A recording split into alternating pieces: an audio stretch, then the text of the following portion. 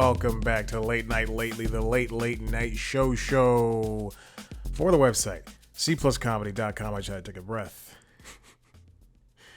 You know the thing. Go there. It's website. Go there. Episode 44. Yeah, I had to look at that.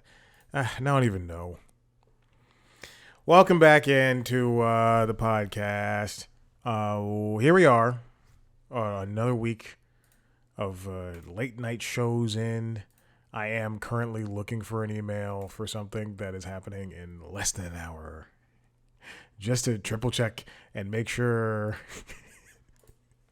that I have the right time. It has nothing to do with Late Night Lately. It has something to do with one of the podcasts. Let's just pretend it's not this one. It's not LinkedIn Logs. So, is it an interview? It is. That will land on the Constitutionals. Welcome back in. It's been another week of late night shows. We are steadily moving towards the election. I was going to say, what is it called? But we all know what it's called. The election's on its way. Extra, the election's here. And as hosts like Jimmy Kimmel did this week, as Jimmy Fallon, and why do I sound so different? Is it the headphones? The ear cups have expired. They've the inner foam is showing, so I do need to replace these. They took their Seth Meyers. They took their breaks. Kimmel took his break this week. The NBC host last week. And we are moving towards an election night that is going to be, we'll talk about in a second, going to have live shows. We won't get results more than likely that day. And whether you like it or not, people are going to be talking about it. But it's been a busy week. We've had town halls. We've had former presidents saying that, particular former president saying that he admires Hitler. It's just, anyway. It has been a long, busy week. I don't know if people can keep up with it all. I know I didn't. I barely had time to watch late night this week. Every day was packed full of worrying. But what a treat. What a treat we had for shows like After Midnight that brought in people like Nicole Byer, Mateo Lane, and Sashir Zameda. That show works. It works. It works, period. But it works on all cylinders when they bring in people that know each other. Kurt Brownohler was on one. Matt Rogers.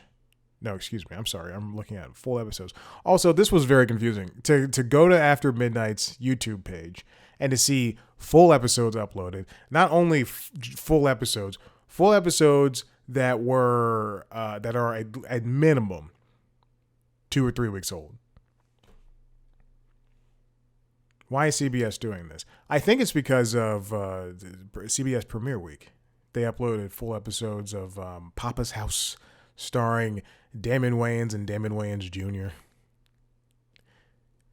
And I guess some other, whatever. Oh, Georgie and Maddie, First Marriage. Which I didn't know went back to, which is a spinoff of Young Sheldon. Which is a spinoff of The Big Bang Theory. Young Sheldon is a single camera comedy. Big Bang Theory is a multicam. Georgie and Margie's, I don't know the name. Georgie and Margie's First Marriage, I think that's the name of the show. That is now a multicam again.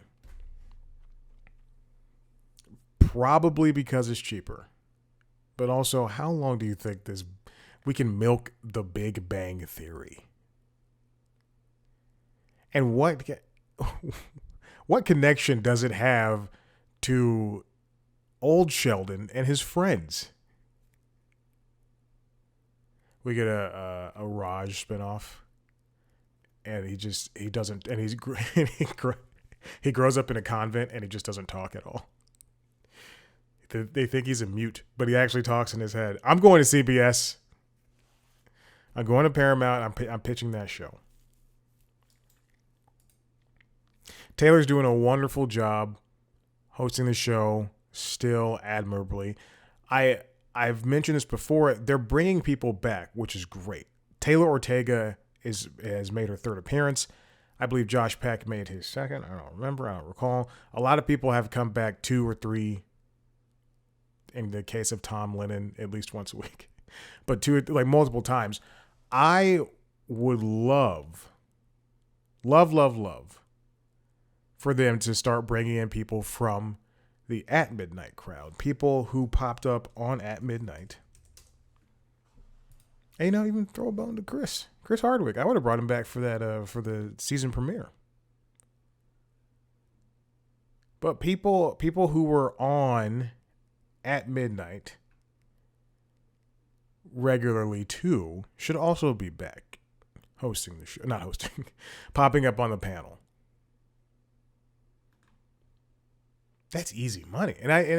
Sure, bring in people like Taylor Ortega, who weren't around working at that level when At Midnight was a thing.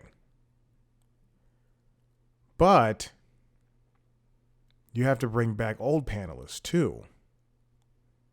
I was trying to find At Midnight panelists, but it wasn't on Wikipedia. It wasn't on Wikipedia. Also on IMDb, it's just called Midnight. Steve Agee, Ron Funches, Artem Marin, Doug Benson, Moshe Kasher. I think he's been on one episode with he and his wife. Jen Kirkman, Jonah Ray, Nikki Glazer. I mean, come on. Kyle Kinane, the voice of Comedy Central himself. Couldn't think of a thing. There's a lot of I'm looking at the IMDb page for what they call Midnight. But there's a lot of YouTube people on here. And people who I'm sure still have decent careers. But at the time, in between 2013 and 2017, when At Midnight was on, they must have been huge. I've seen Grace Helbig, Mamrie Hart. God, these are names I haven't thought of in so long. These are people you probably subscribe to, follow on Instagram, and you just forgot about. Oh no. Now I'm looking at I'm not gonna say who, because that would be mean. Because I thought this person had fallen off a cliff. But I am looking at somebody's Instagram page who has over 1 million followers and is getting a considerable amount of likes comparatively, like tens of thousands of likes. Okay, so good for this person. That's what I'm saying. Bring him back. Let's go the Sklar brothers. Ooh, Chris D'Elia. You forgot on 8 episodes. Kristen Shaw. Have the cast of What We Do in the Shadows, That's fun. Brett Gelman. Alice Wetterland. I talked to her. Gina Yashir. Oh my gosh. This is... Come on. Anyway. There's that. Let's go to Late Night with Seth Meyers. He's had a busy week. I also noticed on their YouTube page, on Late Night's YouTube page, it has been... I think this is like a couple of weeks, at least, because I only noticed a couple of weeks ago. Seth Meyers' Late Night page has stopped uploading just the monologues, which were 3-minute videos, but they would get like 1 million views, like 500,000 to 1 million views, and they've been uploading it with whatever first segment. I was gonna say desk bit, but they're not usually at the desk, but first desk bit or segment that the show has. So if there's a closer look that night, they'll upload a closer look video, and then the next morning they'll upload. So the closer video will be like 14 minutes, and then they'll upload the next morning, the same closer look, but on top of it is the monologue as well as the transition from the monologue to the closer look. And they do the same thing for jokes Seth can't tell. They do the same thing for Back in My Day, for all that stuff. But they no longer have just the video of the monologue, which is, I don't understand that move, but whatever. Steve Martin and Martin Short, because you would still, because I'm looking at like I'm looking at a closer look video, which has 1.6 million views. And then I'm looking at the video they uploaded the next morning, which is the closer look plus the monologue plus the transition. And that has 558,000 views. And it's 5 minutes and 5 seconds longer. 4 seconds. I don't know, count. 5 seconds longer. Four. So you're still getting the same. I know you could put ads in the 20-minute video, whatever, get more money. But it doesn't make sense because then you have two interview pieces with Tom Holland or Lin-Manuel Miranda, and you cut up a 9-minute video into like a 6-minute and a 3:58. But then you have a whole Liam Neeson at 11. It just doesn't make sense to me. Anywho's, Steve Martin, Martin Short. He also had the writer Tim O'Brien on, which I did not see. Wow. The things they carried. We all had to read that book, but I do know that book. I think I own that book still. Juno Temple. Yeah, I didn't sell all the books from schools. I kept some of them. I still have Mouse and Mouse 2. They're great. Is there a third one? I assume there's probably more in that world. Bernadette Peters and Tom Holland. Tom Holland appeared on Late Night, as he usually does. But he also appeared on Tonight Show starring Jimmy Fallon, and apparently, he mentioned in his interview that's the first time that he's been there. Because the last time he was during the pandemic, but he'd never been there. And I'm not gonna double check. I spent 5 minutes looking for At Midnight contestants, but I'm not gonna double check. Jimmy got a little pop this week because in that same interview with Tom Holland, there was an announcement that Spider-Man 4 is happening. And today it was announced that Spider-Man 4 will be coming out June and summer 2026, I assume. Summer 2026. So that's really nice. Sam Jackson, Justin Hartley, Sacha Baron Cohen, Brett Goldstein. Meg the Stallion. Meg the Stallion. It's so interesting when Megan Thee Stallion is probably one of the biggest musical artists right now. She only gets 100. Like, the views aren't that high. Her views are higher than double of Billy Crystal, who's still a big A-lister to me. And then the disparaging numbers, like when you get to Tom Holland, is just insane. Views aren't everything, but whatever. And then there's Stephen Colbert, who gets the most views out of everybody. Woo. He had a big week talking to Maddie Matheson, Anna Kendrick, Senator John Fetterman, Alfonso Cuarón, and others. It wasn't a heavily political week in terms of talking to people. But when he did, he made an impact. He talked to Yulia Navalny, and as I mentioned, Senator John Fetterman, two people who were in the news for the past year.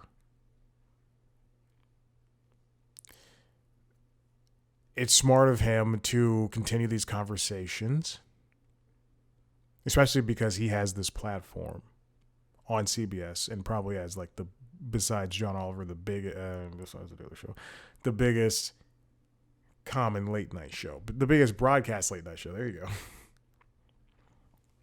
To have these conversations with people like John Fetterman and Yulia Navalny. Let's go on to The Daily Show, which had where Jon Stewart had an excellent conversation with Tim Walz. I'm about halfway through it. The video is still up. I did not have a chance to watch it this week, but there you go. And then I did watch Michael Costa, a very funny guy. I think everybody on The Daily Show is very funny. But he spoke to Fat Joe, and he hosted Michael Costa hosted the show this week. And Ronnie Chang did a piece on J.D. Vance being kind of a dork. But the big star was the Tim Walz interview. All right, now let's move on. Speaking of The Daily Show, they're going live on election night. This comes from The Hollywood Reporter, written by Rick Porter. The Daily Show goes live and long on election night. They're going to do an hour-long episode featuring Ronnie, Jordan, Michael, and Desi, with Jon Stewart as well. And they're going to be doing analysis of the presidential election. I believe they also went live during the 2021. The name is a fantastic name, so very funny, and it's as long as it has to be. The Daily Show presents a live election night special with Jon Stewart. Indecision 2024, nothing we can do about it now. It's going to air on MTV, Paramount Network, TV Land, CMT Pop, and Logo, the Paramount family of networks, alongside Comedy Central.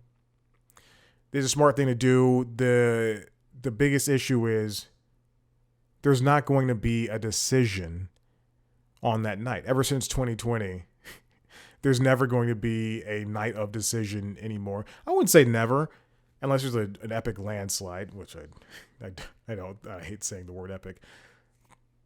But for the foreseeable set of elections, there will be meticulous counting. Supervising producer Elise Terrell told the Hollywood Reporter before the DNC that the shakeup in the campaign with Vice President Harris replacing Joe Biden at the top of the Democratic ticket had been invigorating for the show and its writers. So with that said, all these live productions coming from The Daily Show in recent weeks, the DNC and then the canceled RNC because the Trump attempted assassination. This has been great for The Daily Show and late night because it has given new life and blood to how these shows work. That's not saying that you should go out and vote for the wrong people just because you like Jon Stewart making fun of them. Don't do that. There was I don't know if I told the story, but I'm pretty sure I've told this story. Again, I went on a date with a young lady who was a woman of color, and I would say pretty progressive, I would say. But as we were ending our date, this is when Trump was running the first time. She said her words were, I hope. No. She didn't say I hope this. She said, but if Trump wins, then Stephen Colbert can make jokes about him every night. And I went, no, thank you. And she also kissed with her teeth. I know I've told this story 100 times before. So no, we don't want that. But I do enjoy these live shows. These for any of them. For what's it called? For Colbert's show, which I still think, he does a good job live. I do think the audience is struggling. And for the Seth's show and the Daily Show too, just they're great. And comedy is hard and live comedy is hard. We've seen SNL. We've seen bad episodes of SNL, like the season opener, like these last 4.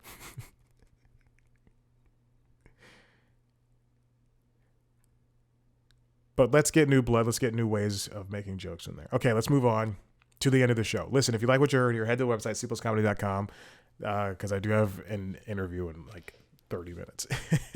Head to the website, cpluscomedy.com, where you can see me talk to famous people, like this next person that'll be coming out next week at some point. You can also see a video version of this show on youtube.com/C Plus Comedy, where you can also see video versions of the other shows, the Constitutionals podcast, the Entertainment Business News podcast, and LinkedIn Logs, which is the Jobs podcast. Follow us on TikTok, subscribe to those shows wherever your podcasts. Follow us on TikTok, Twitter, Instagram, and Facebook at C Plus Comedy. Be on those platforms at Chad Black White. Thank you so much. Bye.